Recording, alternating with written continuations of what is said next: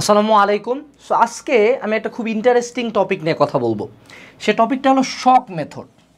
শক method এটা মানে যেমন জিম বা বডি বিল্ডিংয়ের ক্ষেত্রে পরিচিত, বাট এটাকে আমরা পড়াশোনার ক্ষেত্রে ইউজ করব। এটাকে আসলে আমি হয়তো একটা চমকপ্রদ নাম দিছি যাতে ভিডিওটার ভিউজ বাড়ে, বাট আলটিমেটলি এই জিনিসটা আমরা অনেক আগে থেকে ছোটোবেলা নিজেরাই অনেকবার করছি, but we didn't know about it. তো এই মেথডটা কি, যে আমি যখন ভার্সিটিতে আমরা পড়াশোনা করি, আমরা বেশিরভাগ স্টুডেন্টই ভার্সিটির পুরো 6 মাসের যে সেমিস্টারটা খুব একটা পড়াশোনা করি না। আমাদের মেইন পড়াশোনাটা হয়তো বা পিএলের মধ্যে, আমাদের পরীক্ষার আগে যে বন্ধগুলা থাকে 4 দিন 5 দিন 6 দিন, আমরা ওই টাইমটাতে একটা 6 মাসের সিলেবাস বেশিরভাগ মানুষজনই, বেশিরভাগ বলতে আসলে আমরা যারা ব্যাক এন্ডের স্টুডেন্টের কথা বলছি, নট টপার্স, ব্যাক এন্ডের স্টুডেন্টরা ওই কয়েকদিনেই পুরো একটা সিলেবাস শেষ করে। এবং এই ঘটনাটা আমি আমার এইচএসসি লাইফে অনেক পাস ফেল করা ফ্রেন্ডদেরকে দেখছি যে ওরা 7 দিনে পুরা এইচএসসির ফিজিক্স বা বায়োলজি বা ম্যাথ বা কেমিস্ট্রি পড়তেছে। তো তারা কিভাবে পড়ে, তাদের ওয়েটা যেটা ছিল, বা আমি এখন নিজে যখন ভার্সিটি লেভেলে এই কাজটা করতেছি, আমি কি ওয়েটা ফলো করতেছি যে এত হিউজ একটা সিলেবাস আমাকে কমপ্লিট করতে হবে, অনেক বড় একটা পড়া আমাকে কমপ্লিট করতে হবে এবং আমার হাতে টাইম থাকবে খুবই কম, এবং এই শক মেথডটা তখন আমার কাজে লাগবে। তো এটাকে শক মেথড কেন বলা হয়? নর্মালি যেহেতু আমরা অনেক দিন ধরে একটা টপিক পড়ি নাই, অনেক দিন পড়াশোনার বাইরে যখন আমরা ছিলাম, তখন যখন আমি পড়াশোনায় ব্যাক করতে চাবো, আমি কিন্তু নর্মালি বেশি পড়তে পারবো না। খুব স্বাভাবিক, আমি বেশি পড়তে পারতেছি না, কারণ আমি এতদিন 1 সেকেন্ডও পড়ি নাই। এখন খুব হঠাৎ করে আমি 17 ঘন্টা পড়তে পারবো এরকম হবে না। তো তখন যেটা হয় যে পড়তে খুব বিতৃষ্ণা লাগে, খারাপ লাগে। তো এই মোমেন্টে একে তো সামনে অনেক পড়া, 2 খারাপ লাগতেছে, 3 হাতে টাইম নাই, তখন আমাদের সাথে চলে আসলো শক মেথড। সো আমরা আগের সব কথা বললাম, এখন বলি শক মেথড কিভাবে আমরা পালন করব। সো শক মেথডের প্রথম যে কথাটা আমাকে বুঝতে হবে যে আমাদেরকে we will read all the time. All the time মানে কি ভাই? সারাদিন পড়তে হবে? হ্যাঁ, সারাদিন পড়তে হবে। কিভাবে পড়তে হবে? শুধুমাত্র খাওয়া, ঘুম, আমি তোমাকে বলি ফুড, স্লিপ, মাঝের ব্রেক নিতে বলতেছেন, আবার বলছেন সারাদিন। হ্যাঁ, মাঝের ব্রেক নিতে হবে। কেন নিতে হবে আমি একটু পরে বলবো। নামাজ, প্রেয়ার, বা তুমি যে ধর্মাবলম্বী হও, খাওয়া, ঘুম, বাথরুম, নামাজ আর ব্রেক, এগুলা বাদে, ঠিক আছে, বাকি কোনো জায়গায় কোনো প্রকার কোনো ব্রেক নাই। অর্থাৎ আজকে আমি সকাল 8টার দিকে পড়তে বসবো, রাত 3টা বা 4টা, যতক্ষণ আমার ঘুমে পুরা মরণ মরণ অবস্থা না হয়, আমি একটানা পড়বো। এই টাইমটাতে আমি টেবিলের মধ্যে কানবো, হাত কাটবো, শীত ছিঁড়বো, চুল ছিঁড়বো, আবার পড়বো। বাট আমার টার্গেট থাকবে যে আমি আমার ব্রেনকে হঠাৎ করে একটা শক দিচ্ছি। আই রিপিট, এই শক মেথড অলওয়েজ যদি ইউজ করো, লাইফে শুধু মারা খাবা, কারণ শক মেথড দিয়ে পাস মার্ক উঠবে, চান্স জীবনে হবে না। ঠিক আছে, I repeat.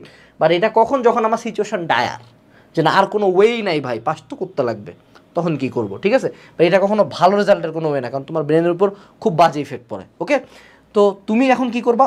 All the time পড়বা। বাকি নেসেসারি খাওয়া, ঘুম, ওয়াশরুম, নামাজ এবং মাঝের কিছু ব্রেক আমরা নিব, সেটা ঠিক আছে, বাট বাকি পুরা টাইম টেবিলে, বা তুমি, আমি তো শুয়ে শুয়ে পড়ি, এটা তোমার পার্সোনাল চয়েস, বাট তোমাকে পড়ার মধ্যে থাকতে হবে।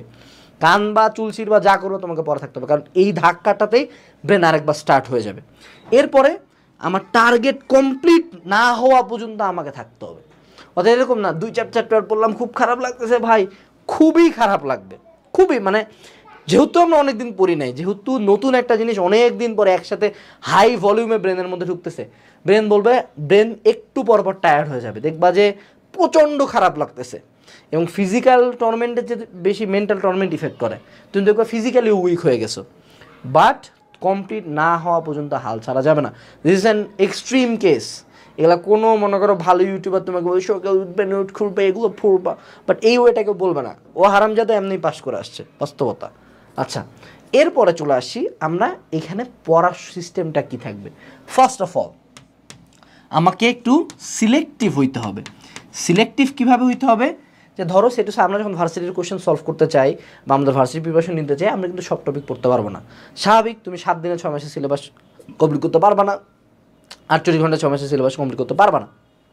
বাট তুমি যেটা করতে পারবা, তোমার একটা টপার ফ্রেন্ডকে ফোন দিতে পারো, ফোন দিয়ে তার কাছে ইম্পর্টেন্ট টপিক শুনে নিতে পারো, অথবা তুমি কিউএনএ এইচএসসি সাজেশন থেকে ইম্পর্টেন্ট টপিক দেখে নিতে পারো। মুদ্রা কথা হলো তোমাকে ইম্পর্টেন্ট টপিক দেখে নিতে হবে।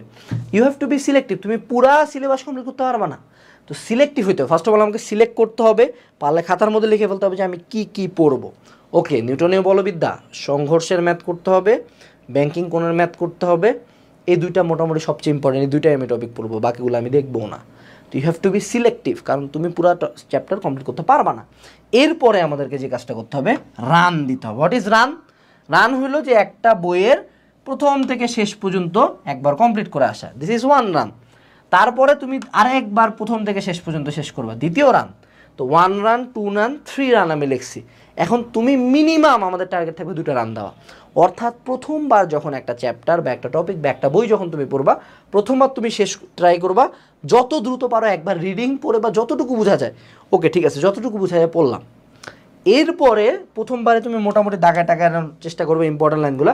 এইবার আমরা দ্বিতীয় রান যখন দিব, দ্বিতীয়বার ওই সেম জায়গাতে যখন আরেকবার যাব, তখন আমাদের মনে রাখা শুরু হবে, তখন আমাদের আসল খেলাটা শুরু। এরপরে যখন তুমি একটু দেখো, তৃতীয়বার যখন ঘুরবে, এখানে দাগটা দেওয়ার রিজনটা কি? প্রিসাইজ মেন্টরশিপের মার্কেটিং করা, হ্যাঁ, কিন্তু সেই সাথে আরেকটা জিনিস হলো মার্কেটিং। সেটা হলো যে এই যে 3বার দাগ দিচ্ছ না, দেখো তো জায়গার একটা ভালো একটা জায়গা কভার হয়ে গেছে না?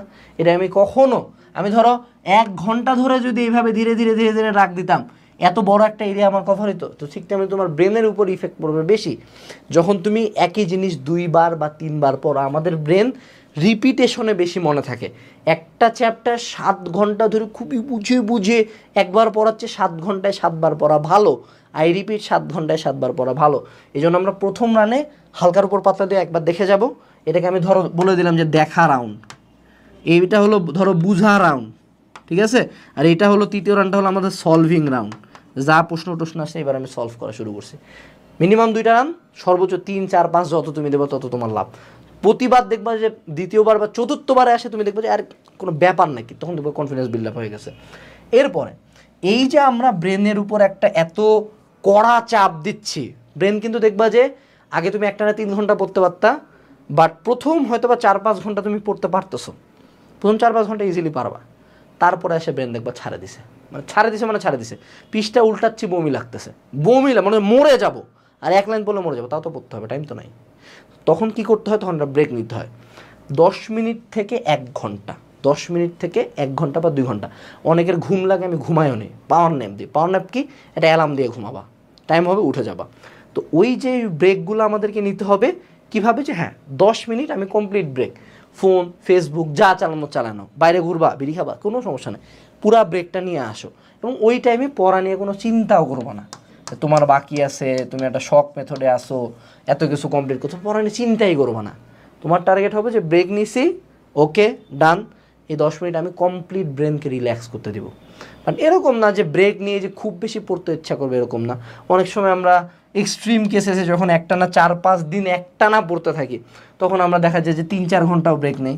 বাট এটা ডিপেন্ড করে, আমি 1 ঘন্টার বেশি কেন বলতেছি না, কারণ তোমরা 3-4 ঘন্টায় পুরা পড়া থেকেই সরে যাবা। বাট ব্রেনকে ব্রেক দিতে হবে, মাঝে মধ্যে একটু ব্রেক নিলাম, আবার পড়ায় ব্যাক করতে হবে। But I repeat, you have to come back. ওই যদি ছাড়ে দিছে ওখান থেকে শেষ, আর কোনো দিন ব্যাক করতে পারবো না। মানে কালকে পড়বো আর পড়বো না, আজকে না, হবে না, কালকে আর ব্যাকই করতে পারবো না পড়ায়। ব্রেকটাকে কন্টেইন রাখতে হবে এবং ওই ব্রেকের টাইমে ব্রেনকে ফুললি মানে একদম ঠান্ডা হতে দিতে হবে। এক্ষেত্রে আমি বলি, যখন আমরা এরকম একটা স্ট্রেসফুল পড়াশোনা করতেছি, তখন আমরা কিছু সুদিং মিউজিক শুনতে পারি। এখন সুদিং মিউজিক ভাই আপনি সাজেস্ট করেন না, তোমার জন্য যেটা সুদিং সেটা আমার জন্য সুদিং না। আমি মোটিভেশনাল গান পাতি শুনে আমার কাছে সুদিং লাগে, তোমার কাছে পাখি পুখি ডাকে, পিছন দিকে বৃষ্টি পড়ে, এটা ভালো লাগতে পারে। ইট ডিপেন্ডস, তোমার কাছে ক্লাসিক্যাল মিউজিক ভালো লাগতে পারে, আমার কাছে হানি সিং ইয়ো ভালো লাগে। সো প্রত্যেকে যেহেতু মানুষ ডিফারেন্ট, তোমার কাছে যে মিউজিকটা শুনো, যেটা শুনলে তুমি রিল্যাক্সড ফিল করো, not like that motivated, relaxed feel করো, সেরকম সুদিং মিউজিক সুন্দর পড়তে পারো। ওকে, এই যে but come back and cry লিখে দিছি যে ব্রেক নিবা, আবার ব্রেক যখন শেষ হবে, যখন মনে হবে যে আল্লাহ ব্রেক করবো, তখন কান্না পাবে যে আল্লাহ আবারই পড়া, কিন্তু না, কানবা কিন্তু পড়ায় ব্যাক করতে হবে। কাজ এটা কি শক মেথড, এটা কখন করবো? যখন আমার ঠেকা যে পাস না করলে আবার 6 মাসে এই সাবজেক্টটা পড়তে হবে। তো আমরা ভার্সিটিতে আসলে শক মেথড ইউজ করি এই কারণে না যে আমরা সিজি ভালো চাই, আমরা সিজি কেউ পাবো না, এই এনে করে সিজি হয় না। আমরা এই চিন্তা করে এরকম কান্দে কাটে পড়ি যে না, এই জিনিস একবার পড়তে এত কষ্ট হচ্ছে, ফেল করলে 6 মাস আবার এই সেম জিনিস পড়াবে, আর পড়বো না ভাই। Okay last then start again, এই যে আমরা আবার পড়াশোনা স্টার্ট করবো। সো আলটিমেটলি শক মেথডটা কি, খুবই প্রেশার দিয়ে, ব্রেনের উপর প্রেশার দিয়ে এই পড়াটা পড়তে হবে। আবারও বলে দিচ্ছি, এটা যদি অলওয়েজ ইউজ করো, তুমি যদি ভাবো যে অলওয়েজ এই সিস্টেমে পরীক্ষা দিয়ে পার হয়ে যাবা, ইউ আর রং, মারা খাবা। এটা শুধুমাত্র ডায়ার কেসে যে ভাই সামনে কলেজের একটা পরীক্ষা, এতদিন কিছু পড়ে নেই, কলেজের পরীক্ষাটা জাস্ট পার করার জন্য। But ultimately this is not a way to succeed in life or succeed in any exam, this is just a way to হয়তো বা পাস করা। বাট এটা একটা ওয়ে, অনেক মানুষজন অনেক দিন ধরে ইউজ করে। সো এটা আমি তোমাদের সাথে শেয়ার করলাম। সবাইকে এতক্ষণ মনোযোগ দিয়ে দেখার জন্য অনেক অনেক ধন্যবাদ। এবং তোমার যদি আমার গাইডলাইন ভালো লাগে বা তুমি যদি চাও যে পার্সোনালি আমার কাছে গাইডলাইন নিতে, তাহলে তুমি এনরোল করতে পারো প্রিসাইজ মেন্টরশিপ কোর্সে। ভিডিও ডিসক্রিপশন বক্সে এটার এনরোল লিঙ্ক দেওয়া আছে। টাটা।